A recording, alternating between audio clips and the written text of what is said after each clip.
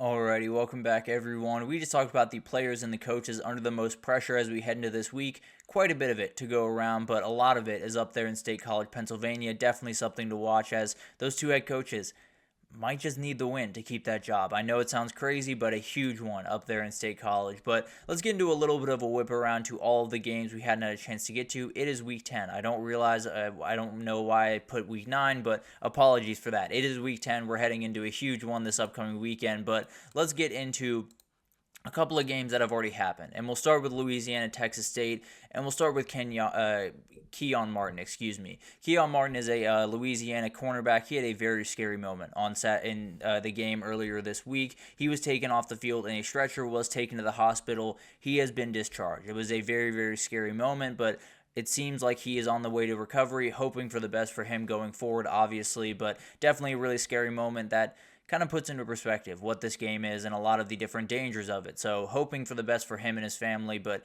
definitely one where you're going to want to at least be on the lookout for updates for him because hopefully everything goes very smoothly the rest of the way. Seems like he's on the right track to start. But as for this game, this Louisiana team is one step closer to a possible Sun Belt title with Ben Woolridge just playing really, really good football. 18 for 28, 252, one touchdown on the day.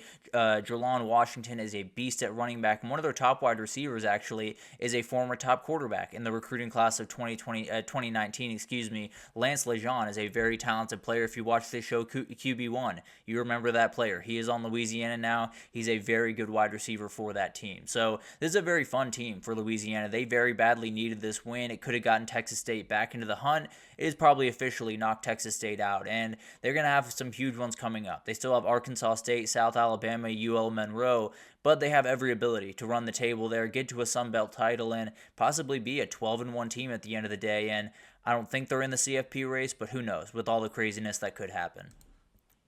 Then we have one team that was officially knocked out of the CFP race earlier this week. It was Liberty. It was a team that, frankly, they were probably knocked out when that game against App State got canceled for the Hurricane, to be totally honest with you. But at the end of the day, they've officially taken their second loss on the season. They are officially out of this race, and definitely something that they haven't lost 2 straight games since the end of the 2022 season. So been quite a bit of time since they've lost 2 straight games, and they lost to a Jacksonville State team that just ran the ball. They were absolutely dominant, and Tyler Huff, the quarterback, had 130 on the ground, but Trey Stewart was really the guy to watch, the guy on your screen actually right there, 232 on the day, 4 touchdowns, including a 75-yard touchdown run. The dude was all over the place. He was absolutely incredible, but Jacksonville State moves to 4-0 in Conference USA, 5-3 on the season. They have a couple of huge games against Sam Houston State as well as Western Kentucky coming up, but this is a team that possibly could be at the Conference USA title, and it could just be that them and Western Kentucky rematch in the Conference USA title a week after they played.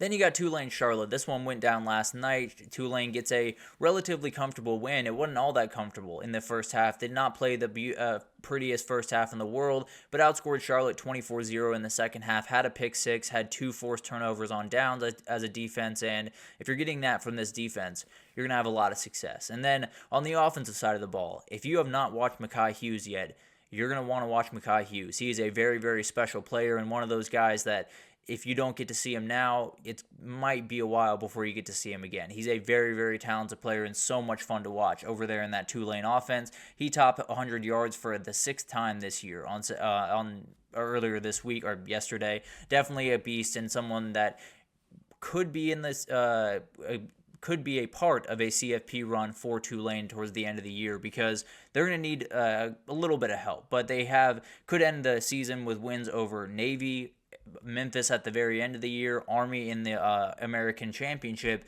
and then if Boise State falls again, I think this could be the team. I think this might just be the team if Boise State were to fall again and they were able to run the table with those types of wins.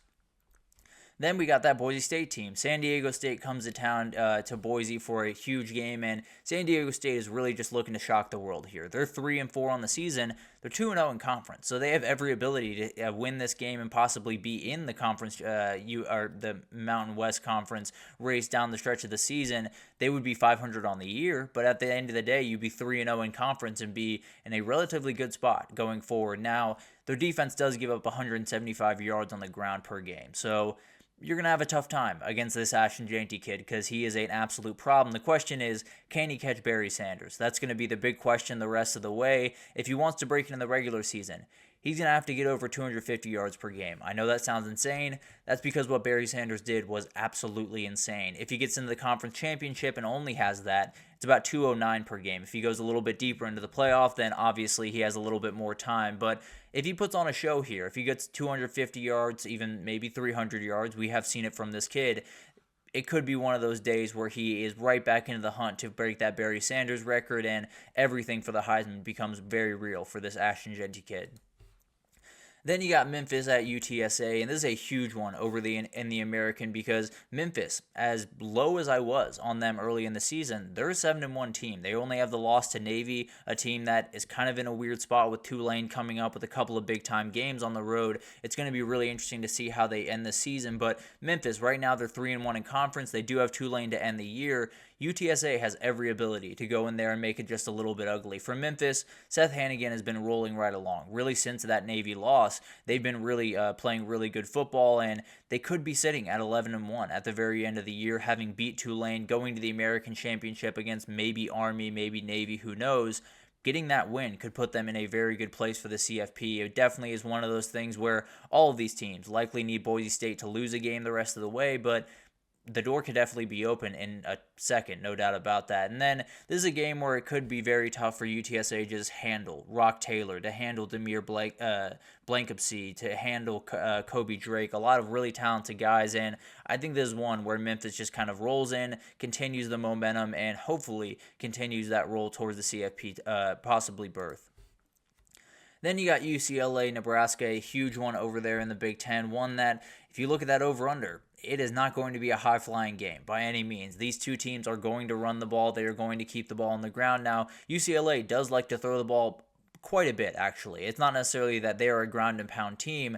It's just to say they don't do very well when they pass the ball necessarily. So I expect them to be a little bit more run-heavy in this game. I expect this game to just be a little bit more of one of those Big Ten games. And UCLA looking to kind of get on a little bit of a win streak here. They got a win over Rutgers last week for their first Big Ten win of the year. They win here, they're 4-5 and have at least somewhat of an ability to possibly get to a bowl game and really salvage this season. For Nebraska, it's really just getting a positive after last week. Last week was a very, very tough one, but at the end of the day, I do think it was a huge one for them. I think it can build a lot of momentum. You got to be able to win a couple of games down the stretch, and you definitely have to be able to win this one. I do think that Nebraska is able to take care of business here. I thought this line was a little bit weird when I saw it. I thought it would be a little bit more in the Nebraska direction, so I am going to go Nebraska. I do think they're able to get this win, and frankly, I'd probably take the points as well.